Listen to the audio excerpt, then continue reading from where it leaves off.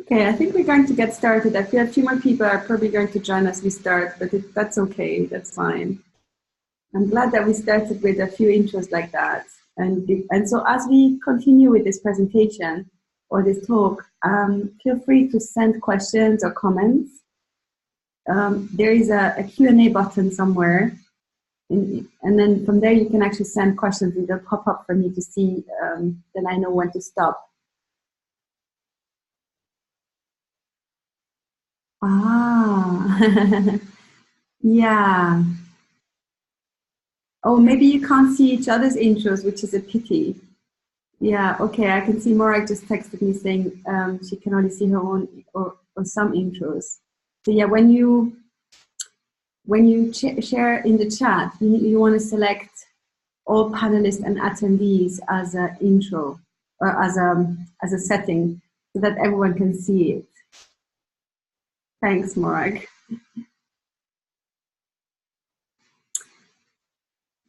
Thank you, Victoria. Okay, good job.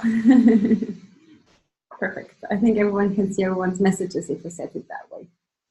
Super. So let's get started. We have about an hour together, and I hope that we'll get done with what I want to share earlier than that, so that we can discuss any of your specific cases, because I'm very keen to support you in whatever way is most relevant to you. So we're going to talk today about human energies. Can you all see my screen? I hope so. Yeah. The human energies and the aura, because that's kind of the foundation to understanding why it is that we sometimes struggle with our energy levels and get affected by energies around us, especially when we work in difficult environments. So before we dive into that, I wanted to share with you the recent understanding of quantum physics, which shows us that basically as one person with our emotions and thoughts, we influence our whole environment. So our consciousness plays a vital role in manifesting what we have around us, but also influences everything around us. That's the foundation of everything that we're going to be discussing today. And it works both ways. So the reason for that is that we are not just a physical body. And I'm sure that many of you have had the experience of being in a place where there's lots of people around you and then sensing them even if they're not touching you. So maybe if you want to just see if you agree. I just see Maria just shared. Hi, Maria. Lovely to hear from you as well. Yeah, if you want to just see if you agree with that experience of having been in a situation where you feel beyond just the physical body, the presence of other people or other energies around you. You want to confirm that for me in the chat, some of you? So I see, I'm okay to see if everyone is on the same page with that one. Yes, all the time, Mark. Okay, cool, thank you. Victoria as well. Okay, yeah. Okay, so the reason for that is we have an aura around us, right? That's an energy field around us, and it's actually quite big. In fact, the ancient metaphysicians, their research, their understanding of it says it's up to 30 meters. So you can imagine at any point in time, a lot of energies are overlapping with each other, especially when we live in a place like London. So the aura contains different layers. We have our emotional layers, the mental, and then the spiritual layers. And all ancient traditions agree on those different types of layers in the aura and also the field around. They have given different names depending on their traditions, but it's very similar. And that means that our thoughts and our emotions are projected out into the field around us. And equally, the thoughts and emotions of other people are in their field and therefore at times overlapping with ours. So this is why we kind of sense the way that experience that you all seem to kind of confirm, that's why we sense it. So how do we perceive it? We perceive it through our senses, like I just said. So sometimes it can be like a sensation. For some of us, it's like a sensation of, it's almost like something's touching us.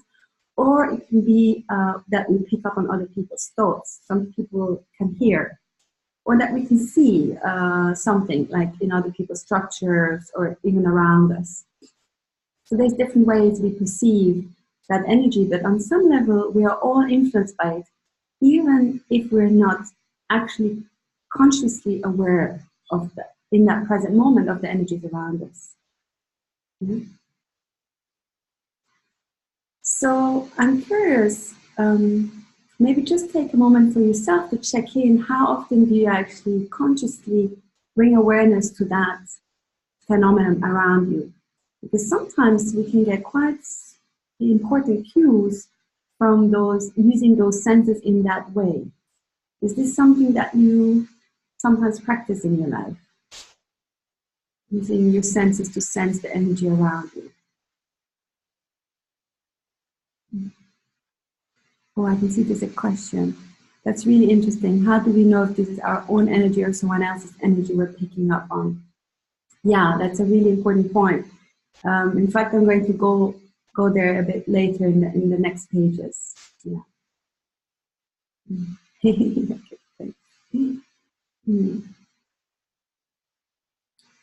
Okay. Oh, yeah. So Catherine is sharing that you get all goosebumpy when you sense powerful energies. Exactly. That's one way we can perceive, right? Of something powerful or positive. Usually, when I get that goosebumpy feeling, it's something positive. Actually, in my case. But again, we're all different, and we have to find our own ways of learning how to use our senses. And then sometimes we can get really down all of a sudden when there's something that's really heavy. It's very immediate shift. Yeah, exactly. That's some examples. Yeah. Yeah. Yeah. So just to build on the aura, I want to bring in also the understanding of the chakras. So I'm going to go deeper with the question that Morag asked in a minute, but before I just want to quickly introduce the concept of the chakras. I feel like most of you are familiar with that, right? That we have energy centers in our bodies in different places through which energy flows. And that when we have an unobstructed flow, a clear field, our emotions can flow through, and we have, as a result, a sense of clarity in our thoughts. Our mind gets more quiet, and we have a continuous flow of energy. And that energy flows from the crown down into the root chakra, and then from the root chakra up. And that's the case for all humans. In fact, we need to have some of that flow of energy to be functional, to live. But in some cases, we can get like some of those energies that we just talked about, that can be emotions or thought patterns, ours or other people's, they can start obstructing some of that flow. And that's why sometimes we get like a sense of confusion or lack of clarity, or certain anxiety or certain feelings can come up, which we need to just kind of move through. So, like you said, Mark, if we're flowing light, if that's our natural state, to be flowing light, is the disturbance external or internal? And the reality is it's both. Some of the disturbance can come from our own patterns, right? And some of the disturbance can come from patterns from outside. And usually what happens is that these kind of interact with each other. So obviously, if we're completely free of all like negative thought patterns and we don't have any difficult emotions that we are not sometimes comfortable with, it's much easier for us not to engage with similar thoughts or emotions from the outside field. So you can see how that plays out. So basically, it's a combination of our inner state and the external state that kind of leads to situations that we sometimes get into.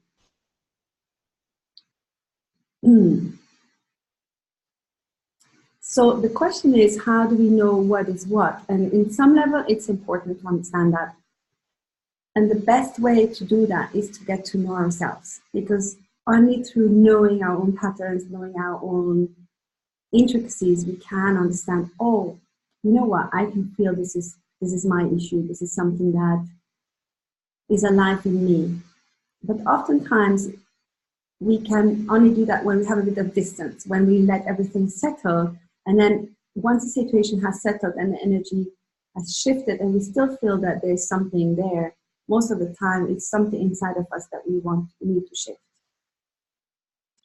I'll talk a little bit more about that a bit further down in this talk. But does this make sense so far? Are you with me?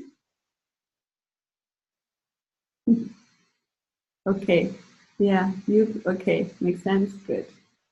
I'm not used to speaking to a laptop, so it's kind of a new experience for me. I'm glad to hear from you guys. Thank you.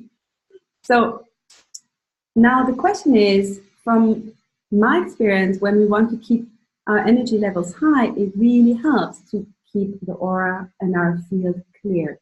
So there's different ways we can do that.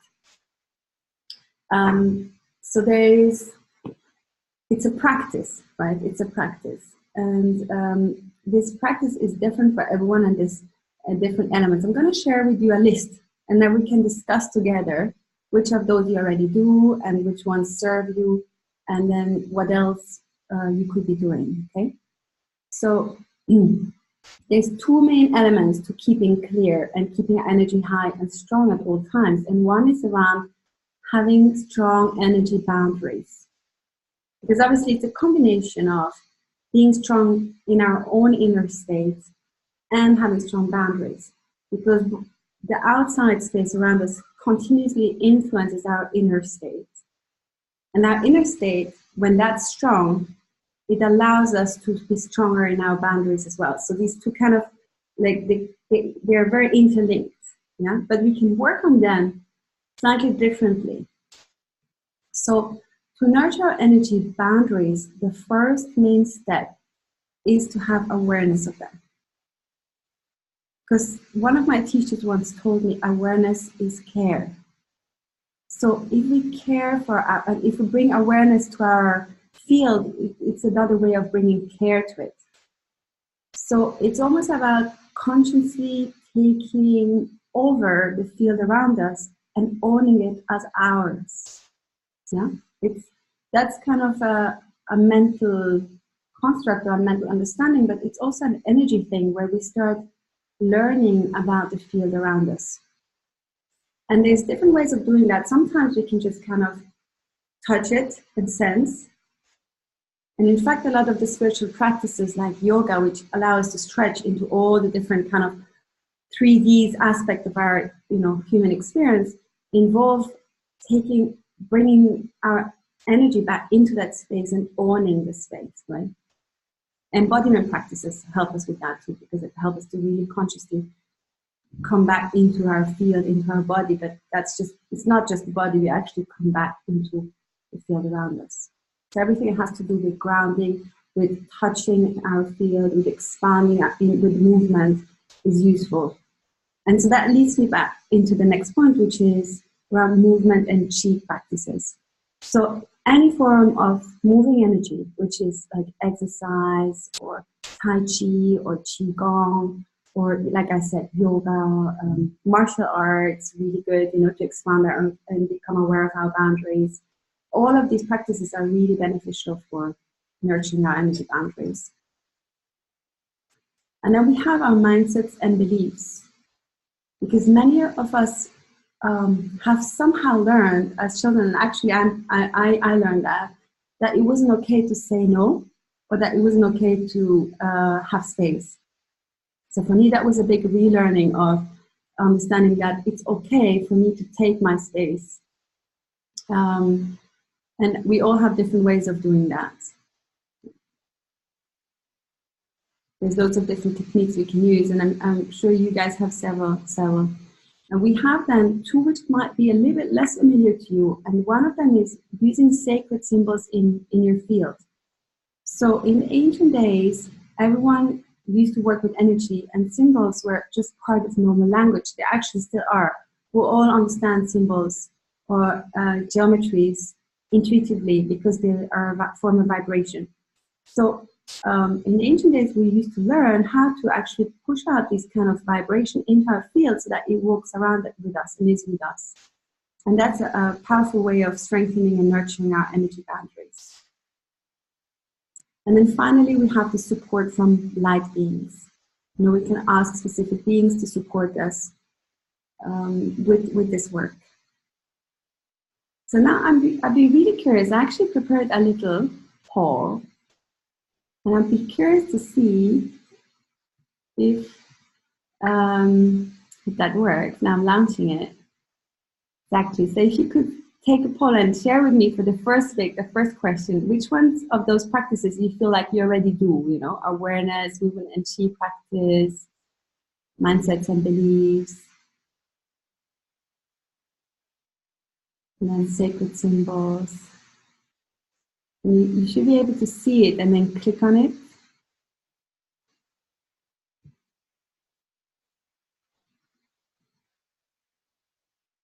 Ah, light beings, Mark, is your question. It's like spiritual beings that support us, like spirits, basically, angels or other protective beings.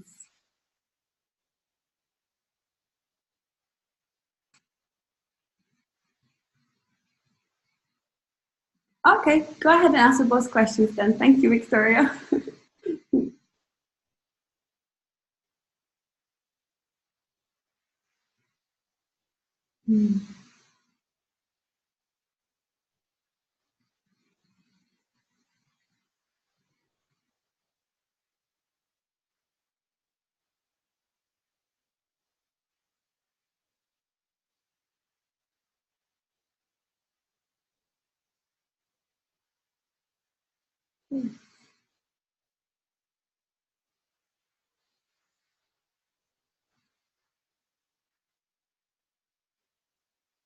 Just a few seconds.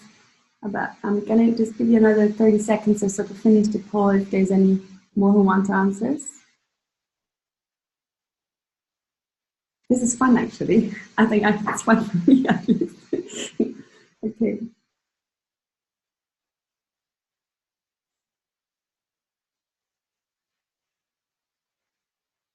Okay, so I'm going to end the poll. Hi, Luisa. Yeah, no problem. That's totally fine, actually. It'd be great if you want to share those as well.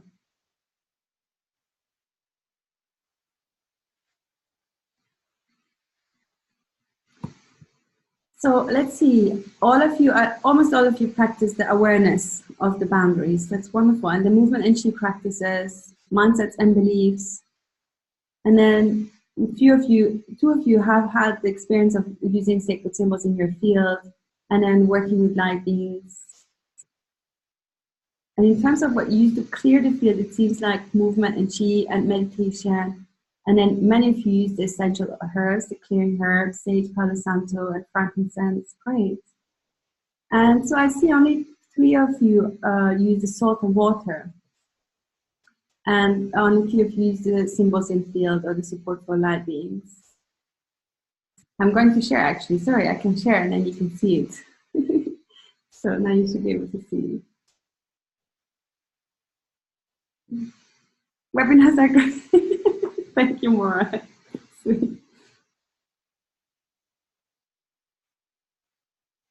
Luisa, no problem if you don't know what light beings are. Don't worry about that. I'm just giving options.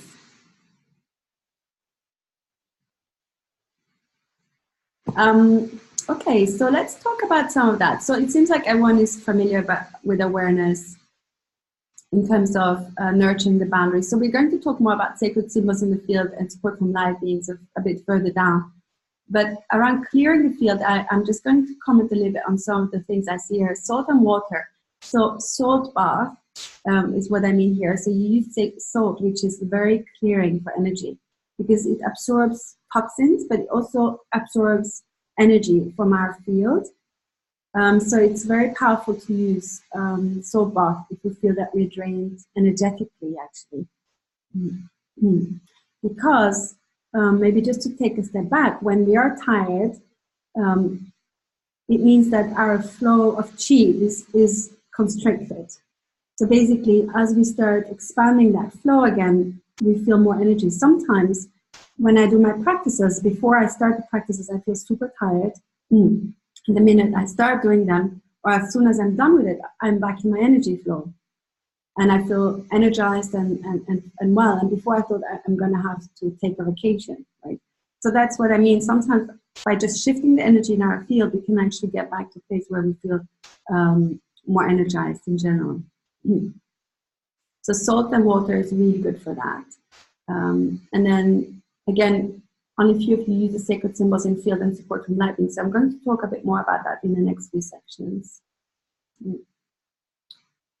Okay, I'm going to stop the poll, close the poll. Let's see if that works. Do we have any questions at this stage? Let me quickly pause before I go any further.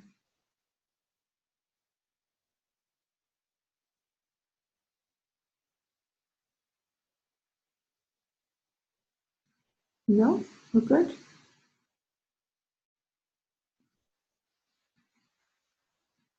Okay. Okay, I'll talk more about that then. No questions. Okay. You've not used before. Okay, okay. Ah. Cool. So, yeah, I was going to talk about that. And in order to talk about the symbols, I need to also talk about energy rituals because they're connected. So I'm going to start by talking about that and then explain how that leads to the symbols piece. So what energy rituals do is they reconnect us to the flow that I mentioned earlier, and they allow us to create the sacred geometries in our field. So those walk around with us and continuously strengthen and purify our field. So they do our work for us, basically. And another way we can use rituals as well is to bring down specific energies to support us. So that's where we kind of work with, energies of spiritual beings, for example. And how it's done is that it's a combination of three things. So we always, yeah? Is there background voice? Oh, I can't hear any background voices.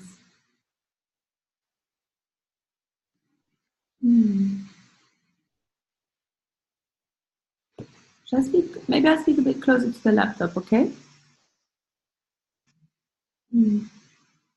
Okay.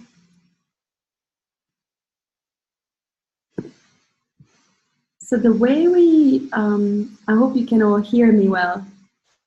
Yeah, the way it is done is that it's a combination of thoughts, word, and deed. We call that Kabbalistically, or in other words, our intention, our words, and our movement. These three things together is how we create energy. And it's also, thanks, Katrina. It's also how we create those sacred geometries in our field. So basically, many of you might be familiar with mantras, right? Or kirtan or things like that, where you chant. So that's one element of it. And then if you combine that with a specific intention and then with a specific movement, that's how you create sacred geometries in your field, or how you create an energy field that is filled with a specific vibration. Because sacred geometries correspond to vibrations. And as we create that vibration, it travels with us and it helps us to be, in a flow, in a light-filled space wherever we go. So that translates into a state of feeling that our thoughts are more positive, our emotions are more positive, even when we're in environments where, there is a need of that. And as a result, we can actually positively impact our environment because our aura overlaps with that of other people around us. Does that make sense?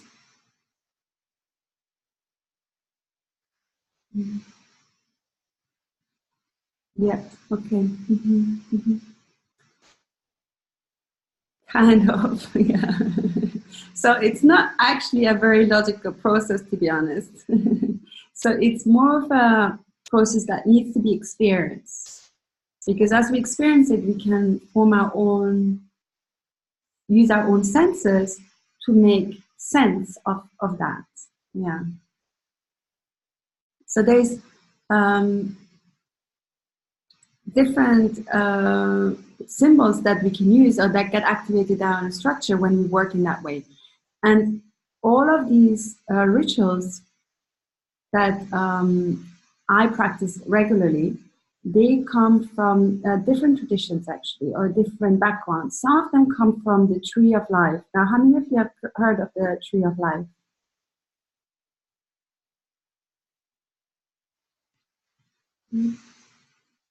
One, two, three. I do heard of it, but don't know about. Yeah, yeah, good. Yeah, great. So the Tree of Life is, I would say, the most ancient and most comprehensive depository of esoteric or energetic knowledge. So it contains information about astrology, about tarot, about numerology, about any form of vibration. But it's also a very powerful system of human evolution and knowledge. It actually predates Jewish religion, but it was integrated into the religion as it formed. So nowadays it's often associated with the Jewish religion. It actually is much older than that. And you see here in the left image, you see a spiral going up, right? It's like the serpent, like the Kundalini rising. And you see behind that those circles, right? The small round circles and the big round circles. And all these circles together form what is called the Tree of Life. So it's also called the glyph. And you see, as you start looking more closely, that there's triangles, there's circles, there's squares, and those form other geometries together. And now these sacred geometries, are all forms of sacred geometries. And so there is a lot of, there's so much I could tell you about the tree, but basically the Tree of Life, or the understanding of Kabbalistic researchers or Kabbalistic people in the past, is where a lot of the rituals come from that I just mentioned on the previous slide. And you see also the tree as a symbol of enlightenment in loads and loads of different traditions. So, for example, the Buddha, and woke up or got enlightened next to a tree, and you see that image very frequent of the enlightened one next to the tree, and it always is a reference to the Kabbalistic Tree of Life, because it's such a powerful way of ascending into an aspect of ourselves, which is the divine aspect. We call that the divine aspect. Okay. So that gives you an idea of the origins. Now, another part of the origins of these ancient rituals are the Hermetic Traditions. The Hermetica is this book which is really interesting and shares a lot, gives us a lot of information about energy and the understanding of energy that people had thousands and thousands of years ago.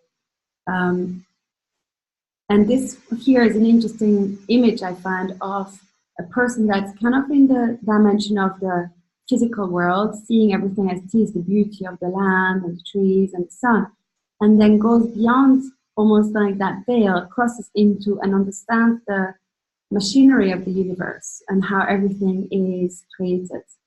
And that's a little bit what we start doing when we start working with energy in that way, is that we start understanding more and more through our own senses how it is that we create our reality, or how we can influence the environment that we live in rather than be a result of it.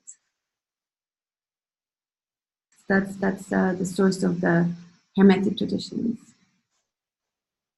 And so some of this wisdom was practiced in different forms by different tribes all over the world.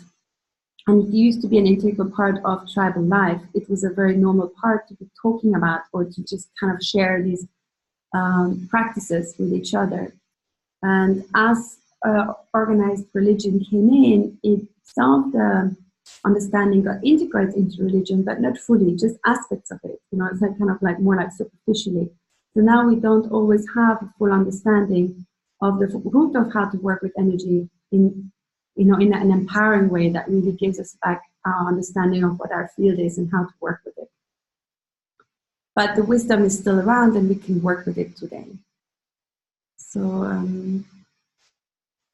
so because I was going to talk a little bit about tribal aspects. And so here you'll see, for example, in that image, a circle that is made with stones, and all traditions, be it the Tibetan Buddhism or the Druids, or in the Indian traditions or the Western Kabbalistic traditions, have a form of what is called a circle to contain energy.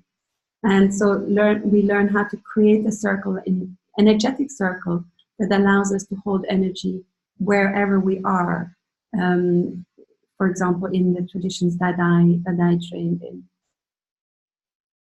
And so here it's a physical circle that's made with stones, but we can actually learn how to create this with energy, so that we can fill it with something that we feel is positive and live in that space. So let me open for questions at this point, because this kind of concludes my official sharing, but I can share obviously more, but I want to make it more relevant to the questions you might have. So let's check in first.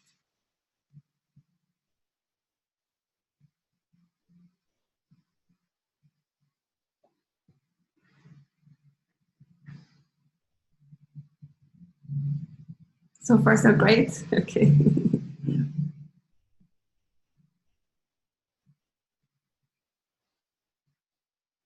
Do you have any examples? You love doing rituals? Mm.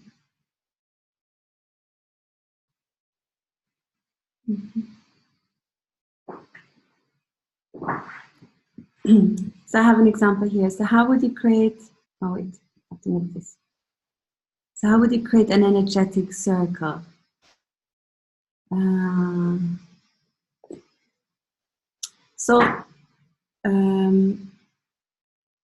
Okay, I'm going to take it step by step. So I have one question here, which is, so how would you create an energetic circle? So an energetic circle we create using sacred geometry and our chi. And so it's a movement. It's a combination of movement with our hands and the words that we speak, and geometries that we use with our body to kind of create it. It takes a few minutes. Maria, I saw that you answered. You asked that question. And it's not something I can hand down over webinar. Otherwise, I would. But it's an energetic process, because then there's an energetic transmission that happens as we do that. So it has to be in the physical. Okay, Nora, lovely. Glad that you liked it. So I'm going to the next question. Katarina, so you wrote, I just do them out of your head. Well, yeah, it's okay. We can, by using our imagination, we can create a sense of awareness and a field around us. But it's not the same as using the practice of thought, word, and deed, the combination of these three things in the codified ways that used to be handed down in those traditions, because there's a power that comes with that. So it's not the same, but it's beneficial to do it like that, the way you describe it. And more, yeah, exactly. You can't do it by yourself right now. Some of the practices I shared earlier, like the salt bath or saging or movement and awareness, are all things you can do yourself. But the energy rituals or learning how to create this field around you is something that you would have to train in. And for those of you who are interested in doing that, I'm very happy to chat one-on-one.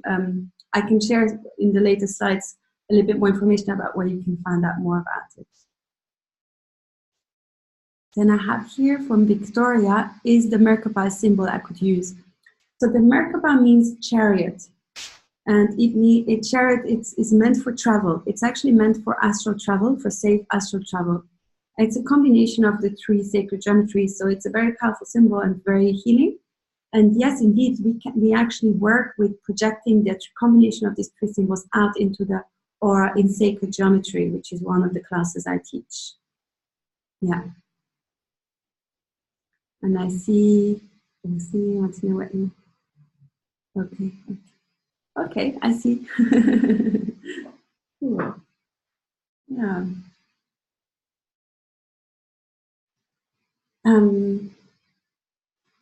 Is there any specific situations in your life that you would like me to discuss or share advice on, or anything specific to you? Happy to bring, if you... Sacred Geometry class is an afternoon class. It's about 4 hours. I'll be scheduling the next ones soon, actually. It's not on the calendar, but I have to do that. Probably will be in early June. Mm.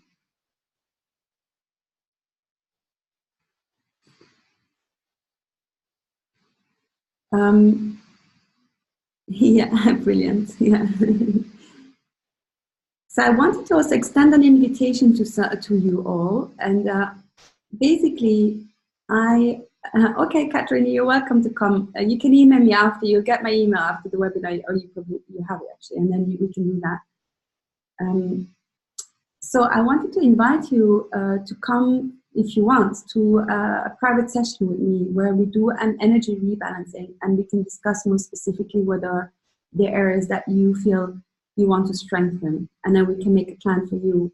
So the one-on-one session with me will be about rebalancing all energy bodies, so the aura, the chakras, the lotus petals, the etheric energies, and the 4 elements. And it's really a great way of revitalizing, how to say, revitalizing all these energy bodies that we have, bringing light to them and cleansing and strengthening them if they have gone through some, challenges. So it reestablishes that flow of energy really beautifully, and it lasts. And then we could also, for those, depending on the person, when I see you and we can discuss together, do a core cutting and energy clearing, which is really good. And then make a plan for whatever actions you want to take specifically for, to become more independent in your management. Thank you, Katrina. So yeah, the sessions take place here in this room. So this is my session room for those of you who haven't been here yet. And it takes about 2 hours. There's going to be a bit of chat first, and then I actually work in the energy and balance everything out. And it costs £200. Yeah, and you're very welcome to visit. And then for other things, if you're curious about the more energetic aspects of what I just discussed, you can visit the website, which is called In Center London. That's my website where I share most of my energy work. And here, the 2 classes that I would see as relevant for the energy boundaries are Empower Thyself, which is all about learning how to strengthen our field. Gives us tremendous amount, basically all the tools you could have to do that, to purify and strengthen our field, and then to connect to our own wisdom. That's what happens in that class. And then in Sacred Geometry, we learn how to work with the 3 sacred shapes. So that's to project out into our field so they can walk around with us and be with us, but also to raise the vibration of our room, because sometimes we, especially if you work with people or you travel a lot or you go into hotel rooms, you might come into a place where you're like, oh, I don't like it here. It doesn't feel good. So in this class, we learn how to use our energy and the shapes of sacred geometry to shift vibration in spaces. So yeah. Let me pause here again and then see if there's anything else you'd be curious about.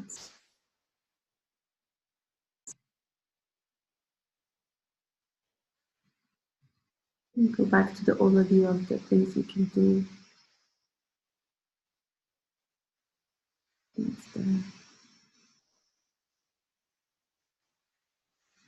Okay.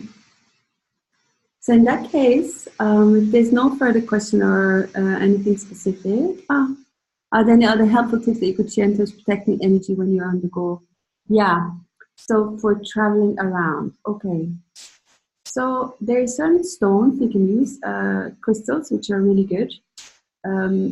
Usually, one really powerful crystal is called Moldavite. I'm going to type it in here. Moldavite. It's a great, very protective crystal. You can carry it on your body somewhere. It doesn't have to be visible. It will take some time to get used to because it's a lot of energy. So if you're sensitive to energy, you might, at first be a little bit. It might bring up because it also clears your own internal stuff as well as the external. So it just brings up some stuff initially, but it's a great crystal to wear. Otherwise, you can wear symbols. So you can actually, essentials oils are great. Yeah. So here, that's I have that on the clearing herbs, but actually if you have essential oils, put it on your hand, and then you just put it around your field a little bit like that. Just take a few drops here and then just put it around you. That's really good. Yeah, very good way. I'm just thinking for on the go. And then you can actually wear symbols. So you can wear the symbol of the tree of life. It's often like seen as a tree in a circle. Or you can wear, the 5-point star is also very protective. And the flower of life. These are different symbols that you can wear, usually as a pendant, for example, which are protective. I'm just thinking. And then obviously, as whenever you are in a difficult environment, the key is to connect and stay connected to your own positivity within yourself. So to have kind of almost like a connection to that in yourself. And for some people, it can be like a sacred place that they remember, where they know that whenever they go to that lake or to that mountain or whatever, they feel safe, they feel connected and in the flow. So just remembering that when you're in a difficult place might help you to stay positive inside. And if you're positive inside, you will feel stronger. Your energy feels strong, will be much stronger. So that's using, visualization in some form. I'm just thinking what else when you're on the go. Yeah, and then not engaging with thoughts too much. So let's say, how when we're in a negative environment, or we often go into loops. So we start doubting or fearing or something, and then we go into loop with it. So just almost making it a practice to just noticing those thoughts and letting go, like total like meditation, like just dropping them into the river, like I'm going to deal with them later, and not engaging in the loop. And that can be another way of, because again, that brings you back to a more positive space, and then it's easy to deal with the environment around. Mm-hmm. Yeah. But any other? I carry fire agate, yeah. And the black onyx ring, yeah. Yeah, great, Victoria.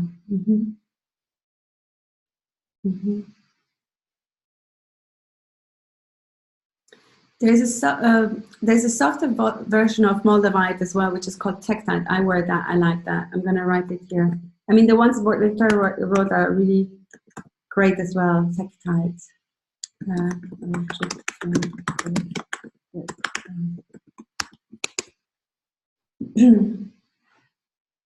And there's a shop in Glastonbury that has a really good collection of it. It's called the Stone Age Crystal Shop.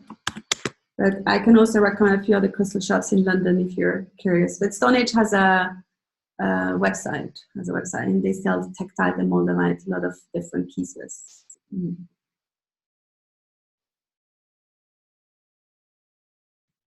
And then obviously, a few things I haven't mentioned is like spending time in nature. London PLO, what's that? London, please. Yeah, okay. So there's the ones I know that I really like is one is called Venus Rocks. That's in Notting Hill, and that's in Fulham. Venus Rocks is in Notting Hill. It's on All Saints Road, funnily enough.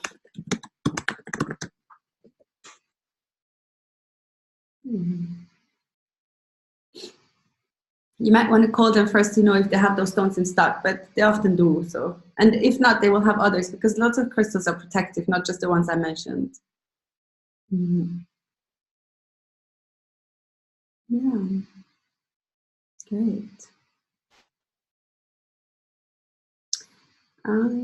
Any other questions? Anything else?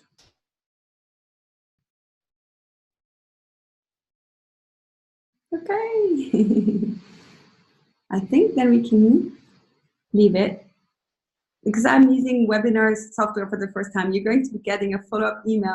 It's already pre-programmed with like some links to my website and my email address for some of you if you don't have it.